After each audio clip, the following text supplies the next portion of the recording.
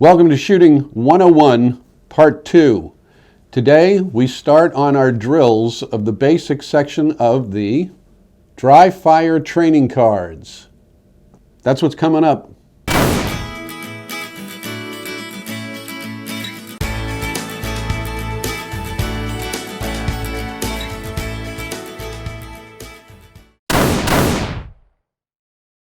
Welcome to 9mm Tuesday on Get on Target with Link.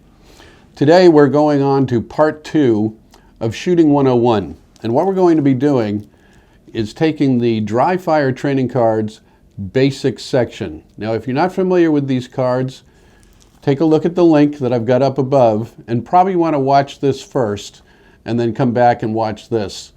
The dry fire training cards are available for a very modest cost. I got mine, I think they were $7.95. They're simply a box of playing cards. They'll last you a lifetime, but they're separated into different categories, getting more complex as you go deeper and deeper into the deck. But the first section is called the basics. And on this Shooting 101 playlist that we're creating here, we're going to go through the drills in the basic section of the dry fire training cards. And today we're going to start with drills 1 and 2 in this video. So let's get started. Before we even start with the dry fire drills, the first card that you want to take advantage of in the deck is dry fire safety. And this is going to go over the very basics of dry fire safety and firearm safety in general. This might seem extreme to some who are not all that familiar with firearm safety in general. Let's be extreme. Safety is not an option. It's a responsibility, so let's take it seriously. Okay? So that's where the cards start. But the very first drill that we're going to see is trigger prep. And the whole idea of trigger prep is we're finding out where the take up in the trigger is on our handgun of choice, where the wall is, and where we're going to release the sear and actually fire the weapon. This is getting familiarity with your firearm, with your gun. So use the gun that you are going to be using. If you have multiple firearms, you should probably do this same trigger prep drill with all of them, because the take up and the wall and the release of the sear are going to be different on each and every one of them. Triggers are one of the unique things about any given gun. So as we do this, you're going to find that it's going to be different on each one of your firearms. So repeat this with each of your guns. It looks like this. The first thing that we want to be absolutely certain of is that we have a safe weapon. So we're going to check, make sure that there's no magazine in there and that we have a empty chamber, an inert platform to work with. Okay? Now I'm going to be using my Jonic TP9 SFX. I'm using it because it's a larger firearm, easier to see, but whatever gun that you have, use the one that you enjoy using the most frequently to get started with. In this case, we're going to have to charge the gun every time we do this drill. But all we're doing is with an inert platform, we're going to slowly take up the slack in your trigger and then keep pressing until it releases. What we're trying to do, as the drill states in the card, you're just trying to identify the take-up stage when you're taking up the slack, and separate it from when you're actually releasing the sear. So again, we'll charge the weapon. What we're trying to find, we're coming back, I'm hitting the wall. That's my wall. If I move that any farther at all, I'm releasing the sear and firing the gun.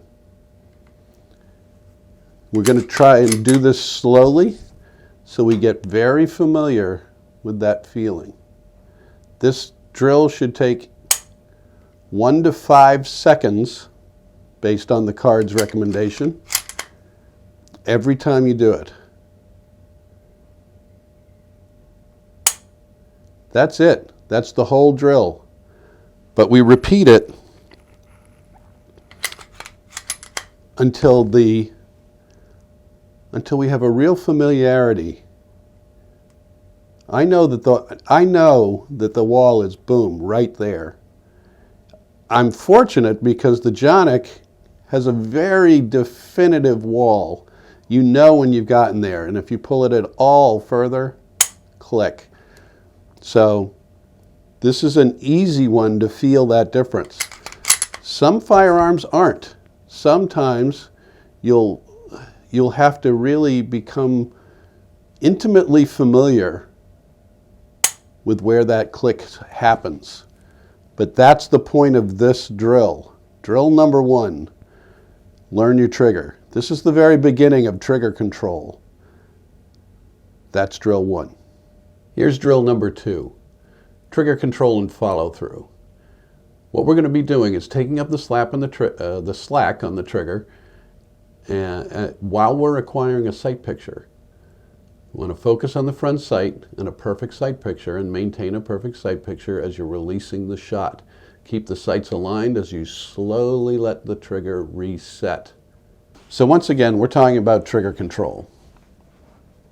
But now we're trying to maintain trigger control while maintaining a sight picture at the same time. So taking a good grip, we're finding our sight picture. There it is. And then repeating the drill we just did, but making sure that sight picture does not move as we release the sear and let this trigger reset. So again, good sight picture.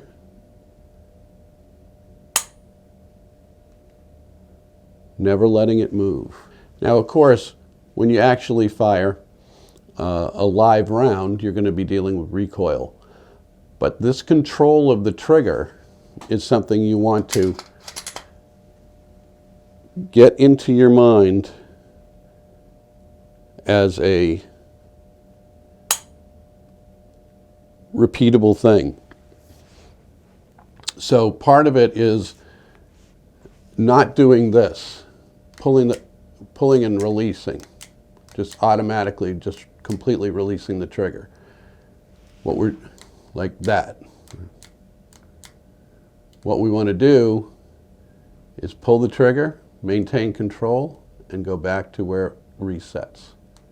Pull the trigger, go back to where it resets. Now, this has to be charged in between, so it's not going to reset. I would have to do that and that. But yours may be a double action, and you'll be able to repeat this. The Taurus G2C is a good example of that. So is the Smith & Wesson Bodyguard. These are double actions, and you'll be able to, but they're going to you're going to have to reset them fully, not just to the short reset that they'll actually be able to do in live round fire. But in spite of all that, the key to this exercise is a good sight picture,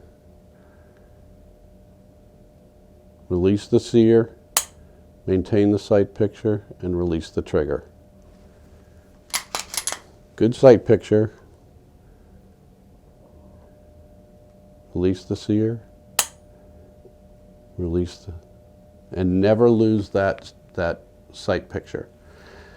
These are going to be the basics of trigger control. And if you repeat those drills over and over again, just get them into your muscle memory of how you fire.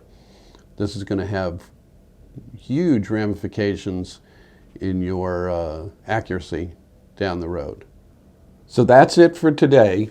We're just going to do those first 2 drills and start learning trigger control. So go to work on those.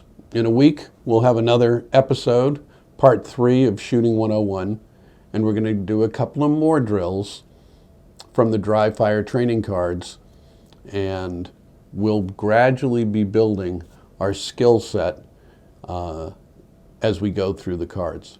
I hope this was useful to you. This is the basics of shooting. We've been doing a lot of products and that sort of thing and having some fun on the channel.